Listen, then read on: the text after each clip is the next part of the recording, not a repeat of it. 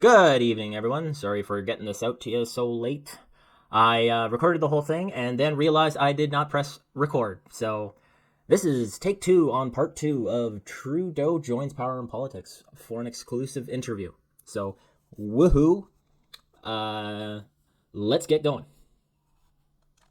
I want to switch, if I can, to the tax issue that your government has been pushing, the change in the capital gains inclusion rate, and you've argued that it will really only affect the truly wealthy.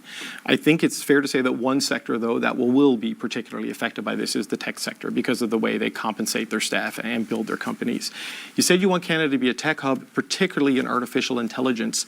Given the way tech companies function in their employees, does this not work against your economic goals there? No, it doesn't, because at the same time we're creating more incentives and more supports for startups and tech companies to continue to do the groundbreaking advances in artificial intelligence, quantum robotics, all the different things that Canada is one of the world leaders on.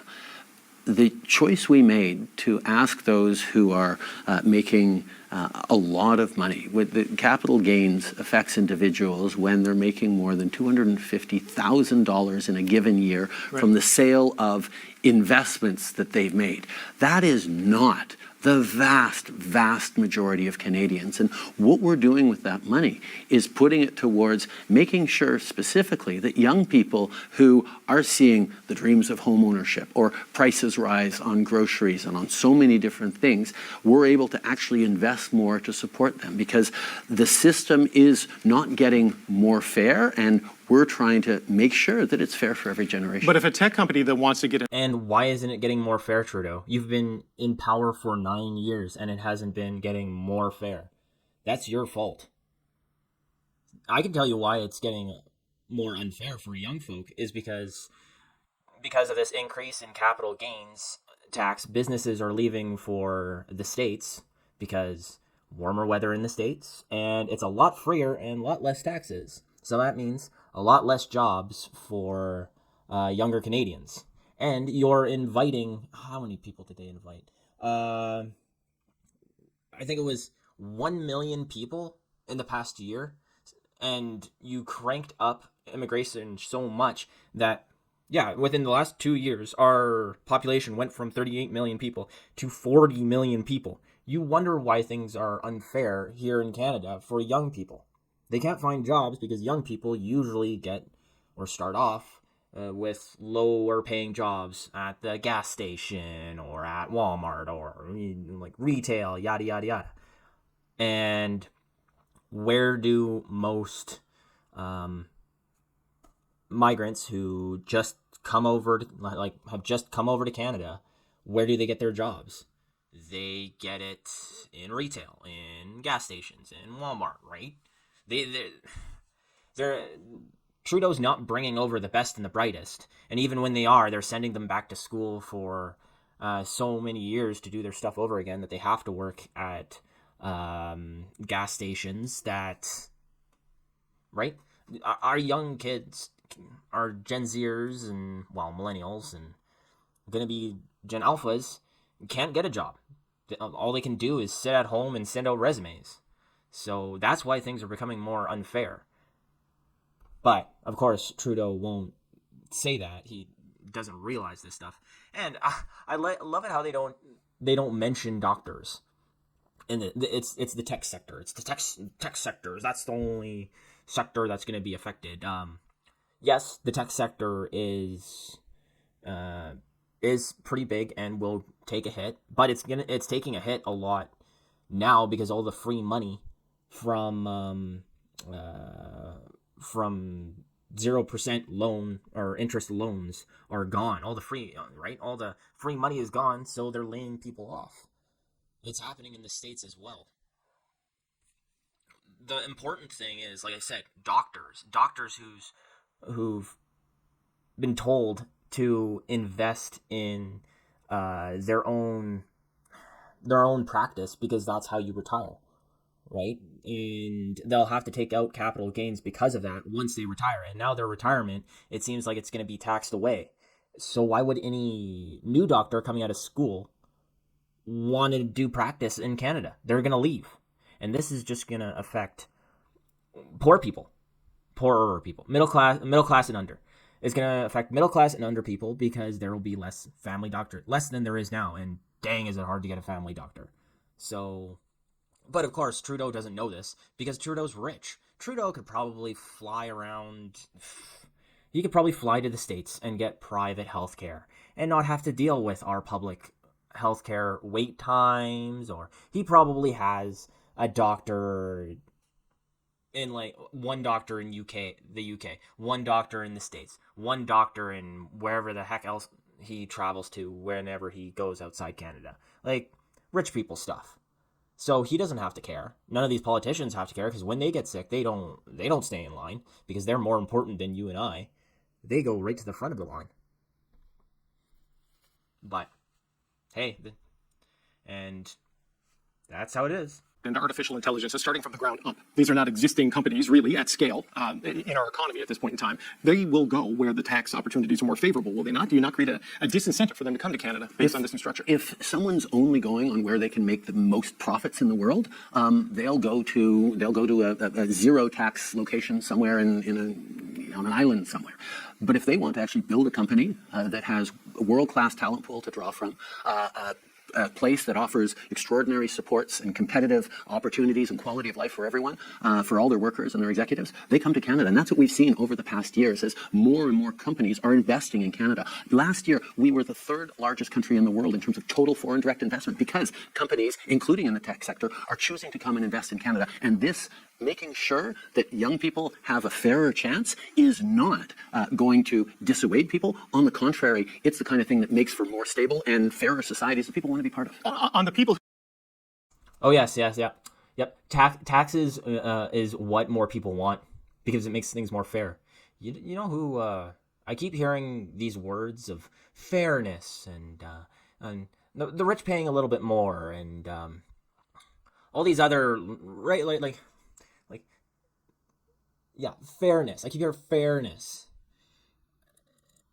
It seems very socialistic language, don't you think? By any means. I also like how, well, how he says those islands that have really, really good tax laws for businesses, and how he said that so discriminately. What, Trudeau? You don't think Taiwan is a very good place to start your tech business? What, Trudeau? You don't think Singapore is a very good place to start your tech business? Both places are massive tech hubs, and they're great. Like even the Philippines. I think it's I want to say Melina, but even some of the cities in the Philippines are like coming up really, really well. So I don't think Justin Trudeau should really be joking about startups happening. He shouldn't be insinuating that these islands, these zero tax islands, are like backwater places where tech companies aren't going to grow their businesses. Dude, having almost no taxes is how you grow your business. How you grow your business is having less expenses. If you don't have a lot of taxes, that's more money you can invest in your business. You can definitely tell that this guy, he's done nothing in his life. Trudeau has, before being prime minister, the only thing he was known for was being Pierre Trudeau's son. So this guy has done nothing in his life. And you can definitely tell that from the way he talks down about other countries who's done crazy good, especially in the tech sector, especially in AI. Like Taiwan has done a lot in AI. So, sorry, I had to get that out there. That being said, no tech company or AI company or very much other, they're not going to start in Canada. No, no way. Or at least when they grow to a moderate income, before they hit that 200, before their business is worth 250,000, they're heading to the States and cutting ties with Canada, because that's what I would do. I wouldn't want to pay any more taxes. So, yeah, I'm leaving for the States. It's right across the border. And I assume Trudeau knows that. Hopefully he knows that. He just can't say it. Who claim a capital gains in excess of $250,000 on an annual basis. I'm sure your math is right on that. That is a very small percentage of the population, but there have been a lot of concerns made by people who are self-employed or they work in the private sector and they've made investments in rental properties and other real estate and other assets that they intended to sell for their retirement. And I know there's a change in the lifetime capital gains exemption that is designed to shelter against that when in particular it's a family business.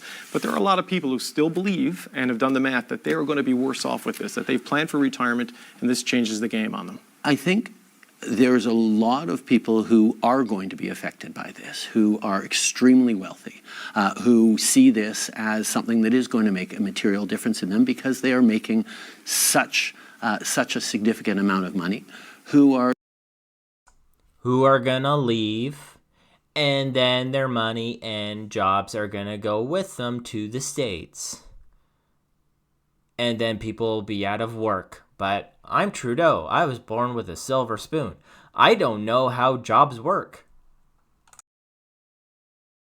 Are trying to convince everyone else that there's a lot more people who are going to be affected by this than not. My challenge, and I've spoken with MPs with this, and I've spoken with a number of people, that when people actually do the math and see what is actually this is going to cost them, they will see that it is hard to hold an argument when we have young people who, this generation, unlike just 20 years ago, can't even imagine buying a home right now, can't get into the housing market, can't see the kinds of opportunities that previous generations had.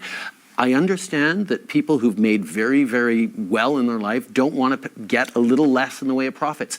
But this is a fundamental choice around a fairer society and a fairer community and a fairer economy, and making sure that we can invest in the most ambitious housing plan this country has ever seen to respond to the pressures around density, around public lands, around all the different things, that support for renters, protections of renters. These are things that are making a huge difference, that are being paid for by asking the wealthiest who've done really well to pay a little bit more, or not even pay more, to make a little less in profits when they sell profitable investments. And that's something that the fact that the Conservatives are choosing, who talk about affordability every day in the House, but suddenly say, oh yeah, no, but we don't want to ask those who've done really well in this economy to make a little less so that those who are struggling can do better, is I think, untenable. Okay, so it's about a 20.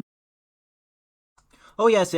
All of you rich business owners who've saved your money and who's worked 16 hours a day and who's invested really, really well, and you finally got to that point where you can kind of step a little bit back and earn dividends from and live off of your dividends. You should pay more because you're rich. You should pay more. Let's just have his words sink in. You should be fine with paying more after all of that hard work you put in because of other people. Now, doesn't that sound like a certain privileged person's way of life?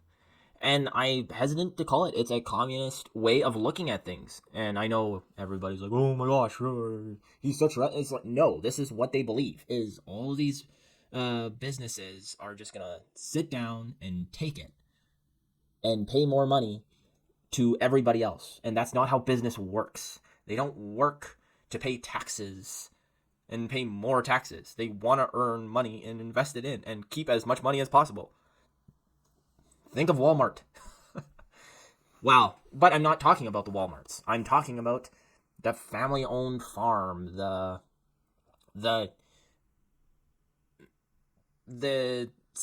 investments that you don't really think of, not the S&P 500 or whatever. It's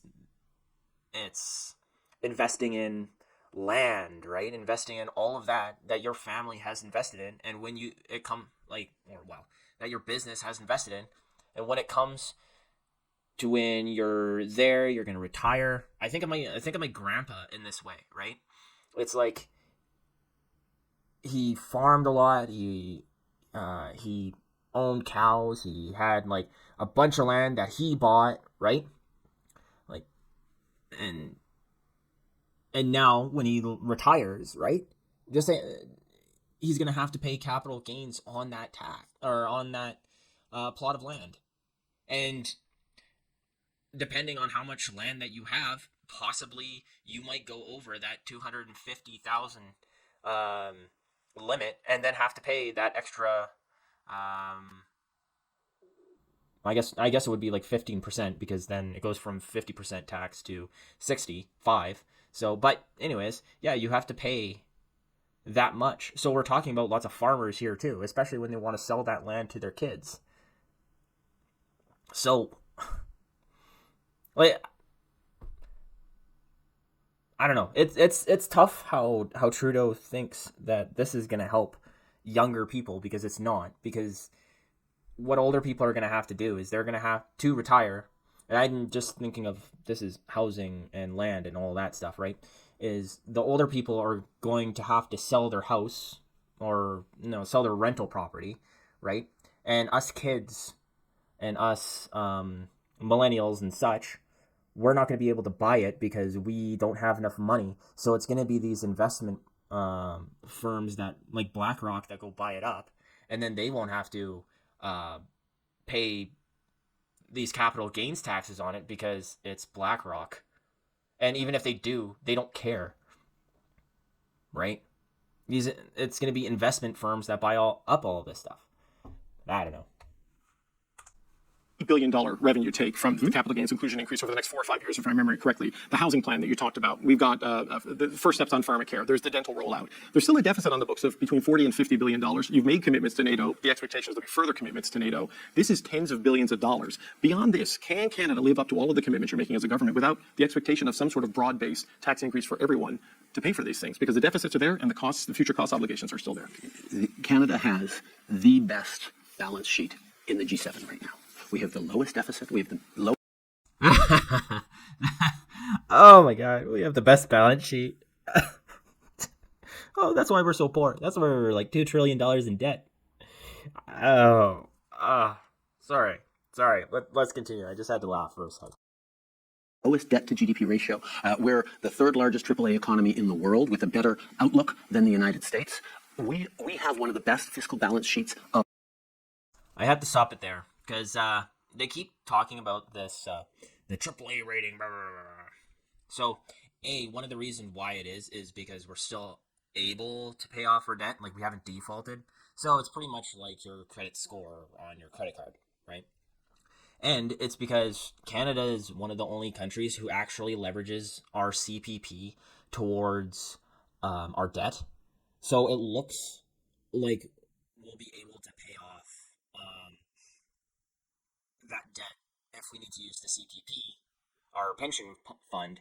But by law, the Liberals can't dip their hands into our pension fund. So it's a really weird, like, technically what Trudeau is saying is correct, but it's actually wrong because by law, he can't reach the money he needs to pay off or pay the bills. So the only thing he has is to tax us more.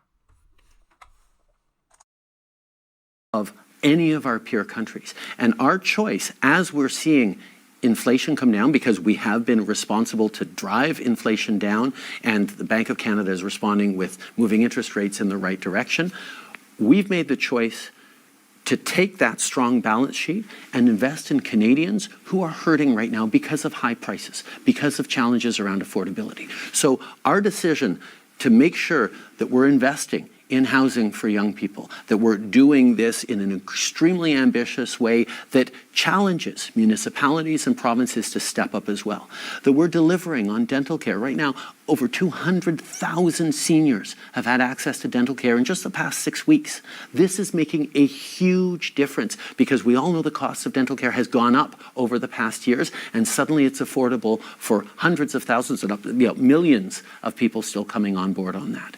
We're talking about delivering on free insulin, delivering on free contraceptive medications. We've driven childcare costs down to in half across the country, down to $10 a day in many places. And Conservatives have chosen to vote against every single one of those measures and campaign against all those measures every time because they think that cuts are the best way to help Canadians. We know that if we have a strong economy as we do and Canadians are hurting, the best thing to do is take that strong economy and put it in service of Canadians who need support. Despite the measures you've just outlined there. But we don't have a strong economy. That's the issue. How can you say that after a report just came out that says 25% of Canadians are living in poverty? Like,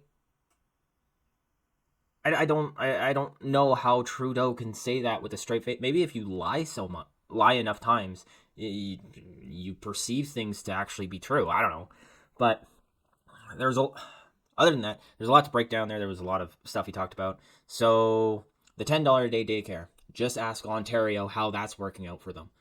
They threw a tiny smidge of money towards the provinces.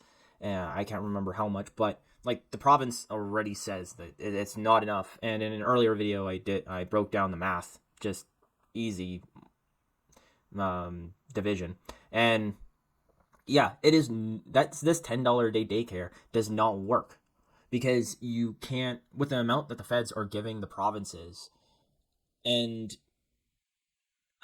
that $10 a day that the parents are paying these daycares, the daycares can't even keep the lights on, especially when everything's going up, when the snacks that they have to buy the kids are going up. They need to pay the people who work there more and more every year, while taxes increase every year because of Trudeau's stupid carbon tax increasing every single year. And electricity is just going through the roof. Like, it's just crazy, the cost of that, especially in Ontario. So yeah, daycares are going under. And not to mention the sheer amount of people that Trudeau is bringing in. I mean, in 2 years, he's brought in 2 million people. No country can sustain that much. Like, no country with a population of like 38 million people can sustain an increase of 2 million people in 2 years. That's nuts. But they think it's okay. So when they're talking about like all this equality where like young people can't get jobs, yada yada yada, it's because everybody that you're bringing in, right, they go to the low skilled labor jobs, even if they're dentists or doctors, right? They need to go back to school because of the laws in Canada, and so they need to work at gas stations. And they were bringing in temporary workers to work at like Walmart and grocery stores and retail. It's nuts. So that's why inequality is so massive. Next, he was talking about insulin and like birth contraceptives. So as a guy, I did not see anything about the new contraceptive bill covering condoms. So I'd like to talk to my MP about that because I want my free condoms. But after that joke, ha ha ha, that I don't really feel comfortable my money to have my tax dollars go towards women's contraceptive pills, something that 50% of Canadians do not use. So I think every man should probably be a tiny bit irritated about that, because men don't really have contraceptive medication. I think there's a little bit out there, but it's like extremely, extremely dangerous. Some of it increases your estrogen levels, which is just like just stay away from that stuff. About insulin, there's got to be a better way than to have a government program to pay for your insulin insurance. I know it's super expensive. I take super expensive medication as well, and I'm lucky that I have a job that pays or has really good insurance. So I understand that for people who don't have a job, need that insurance. So maybe using it as a temporary measure would be good.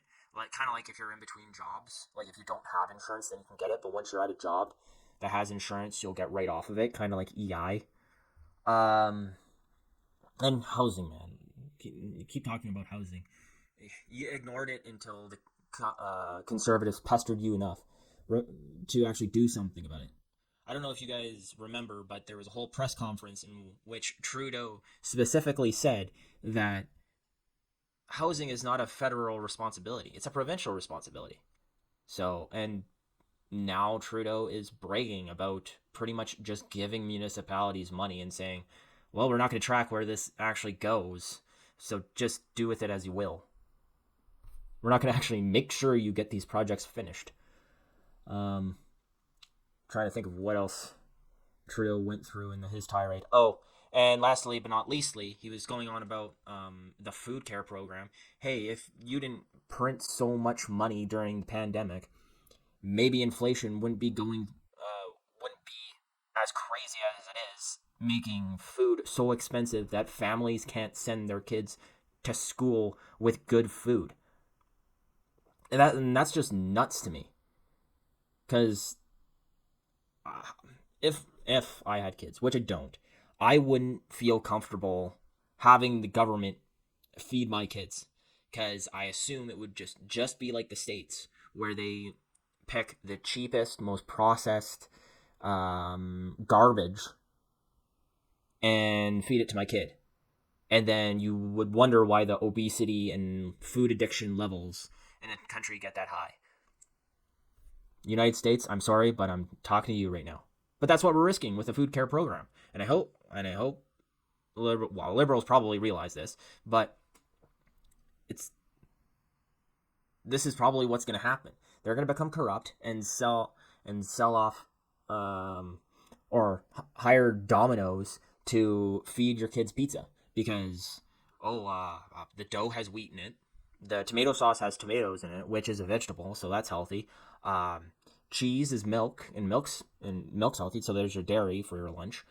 Meat, right? Pizza's got meat on it, so there you go. That's healthy. You got all your food groups right there. You got meats, you got dairy. If we do deluxe, you got vegetables, and you got tomatoes in the tomato sauce, so or in the pizza sauce. So yeah, there you go, right? And you got your healthy whole grains in the crust. So yeah, good job, Trudeau. You're spending our tax dollars and increasing our tax dollars to feed our kids crap. Thanks. That you've done to make life more affordable. The cost of many, many things have gone up. And while the inflation crisis may be over, the cost of living crisis is still there. Things are baked in. Housing, rent is still too expensive. This has affected the political mood of the country, right?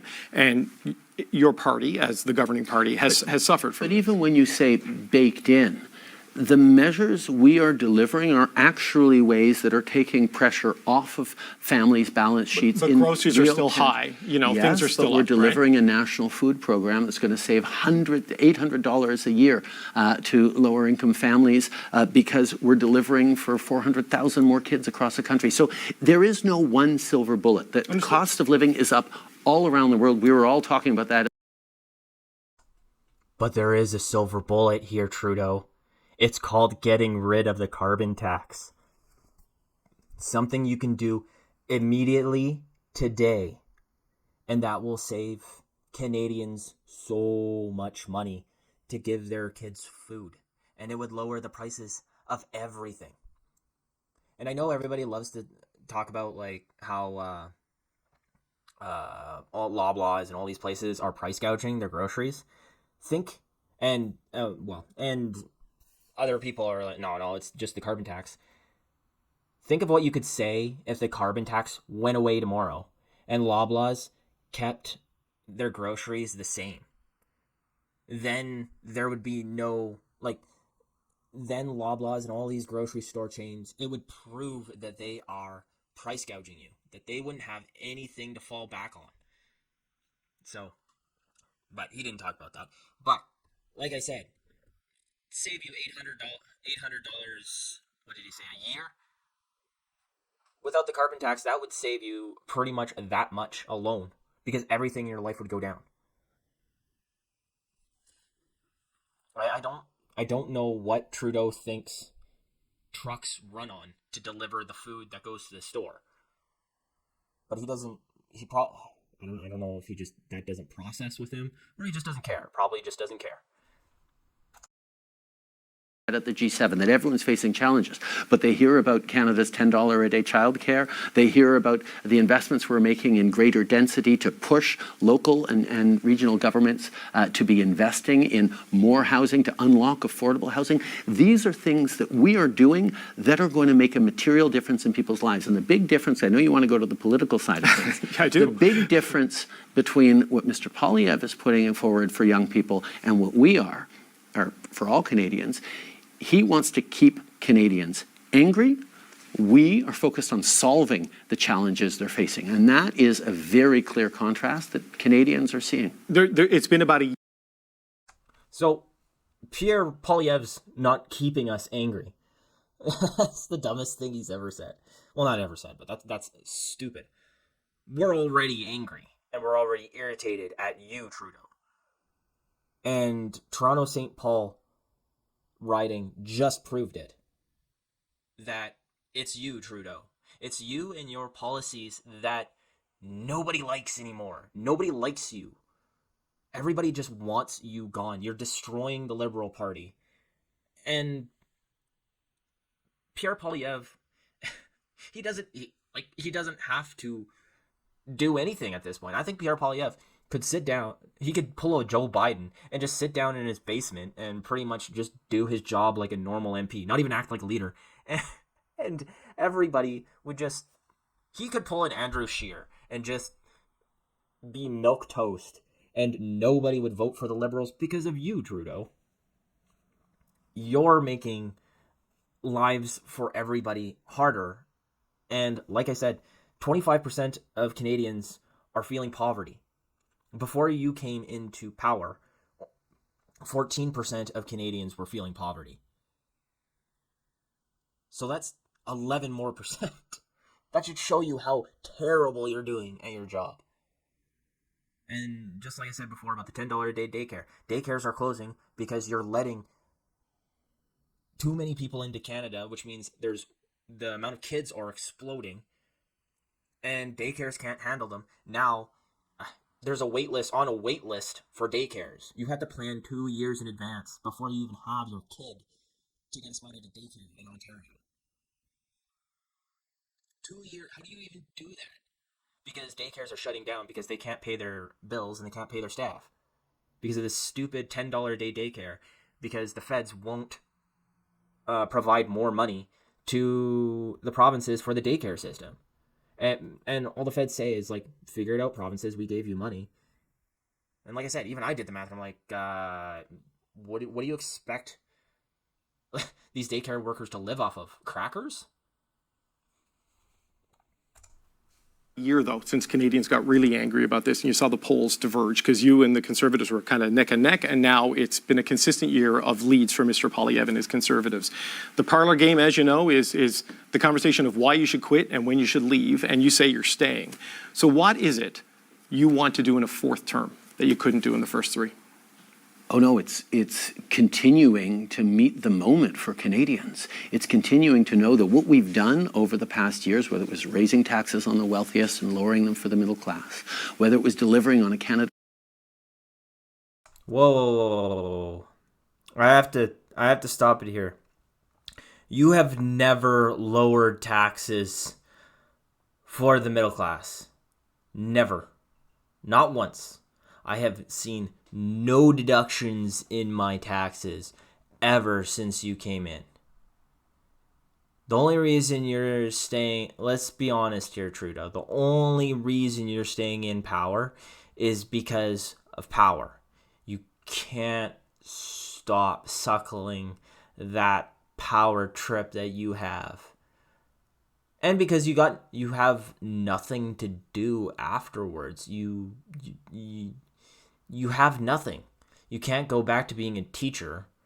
So you literally have nothing. The child benefit that that has lifted hundreds of thousands of kids out of poverty and made a huge difference across the country. Whether it was being there to support Canadians during the pandemic and yet still have the fastest bounce back on jobs of any of our peer countries, delivering on childcare, delivering on all the things that are giving those opportunities to young people who, quite frankly, don't feel like they are getting the opportunities they need to have. There is a lot more fighting to do. At the same time, there are incredible opportunities. What we're seeing in terms of drawing in investment in a green economy that is giving opportunities for small towns across the country to suddenly see factories starting up, good manufacturing jobs come back, the way we're seeing economic reconciliation move forward in real ways for Indigenous communities, the way we're seeing the opportunities for young people to actually get back on track in terms of owning a home. There's lots to do on top of the exciting things around AI and quantum and technology that Canada can lead on and around the world. But despite that optimistic... So about his green economy, and I'm just going to go on to the green economy because the rest of I've already talked about and ranted about the rest. But about his green economy, I'm just going to say this. Look at Germany. Look at when Germany tried to do their green economy. Once the oil stopped flowing, people were freezing. Brownouts everywhere. Our grid right now is already on the cusp of collapse during the winter, during our minus 40 degree days. We almost had, here in Alberta, about 4 times that our grid almost went offline. Do you think a green economy would help in minus 40 degree weather? People would freeze if Trudeau got his way. Now I see on the news he's trying to ban home heaters.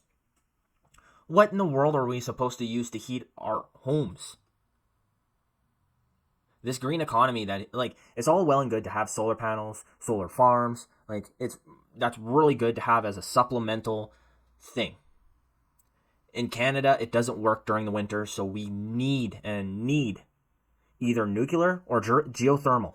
And I don't think geothermal will work because, like I said, it is too cold. But he says nothing about nuclear.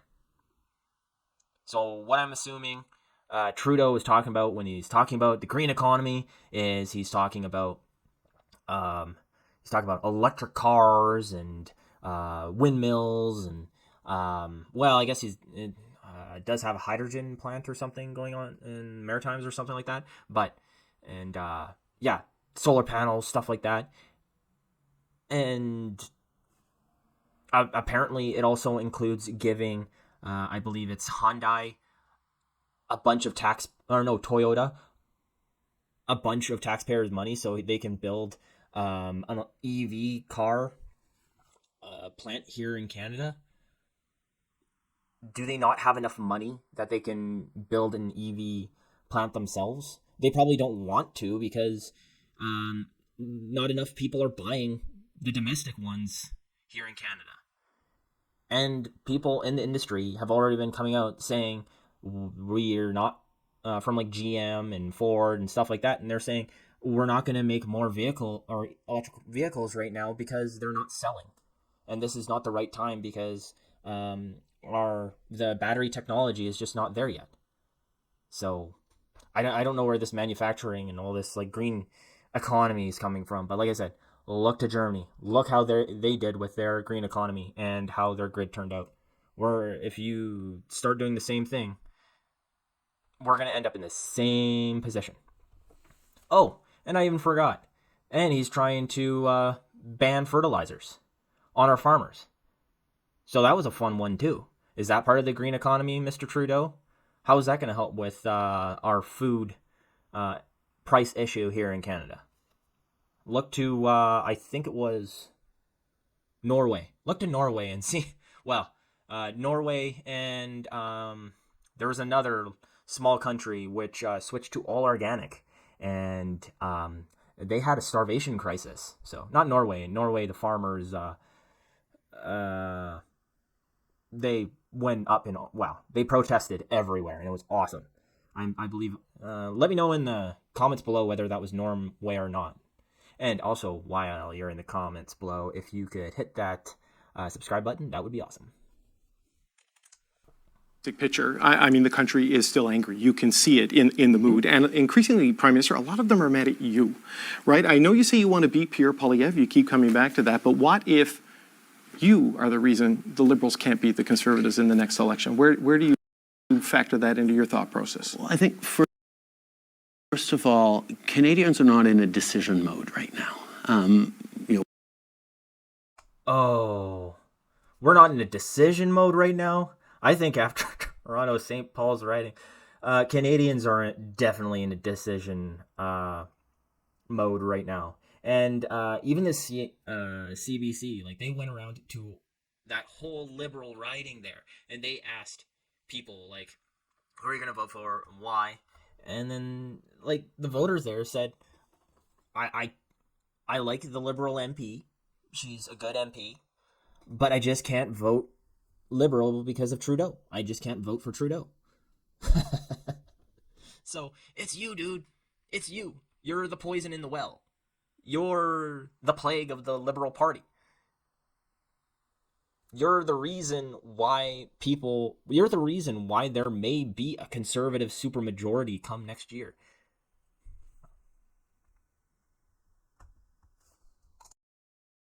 What you tell a pollster, if they ever manage to reach you, is very different from the choice Canadians end up making in an election campaign. And fundamentally, and it's not just Canada, but everywhere around the world, and indeed I was talking with other leaders at the G7 and in Switzerland at the Peace Conference for Ukraine, everywhere people are struggling with high inflation, with cost of living issues, with interest rates, with housing challenges, with childcare challenges, all these things.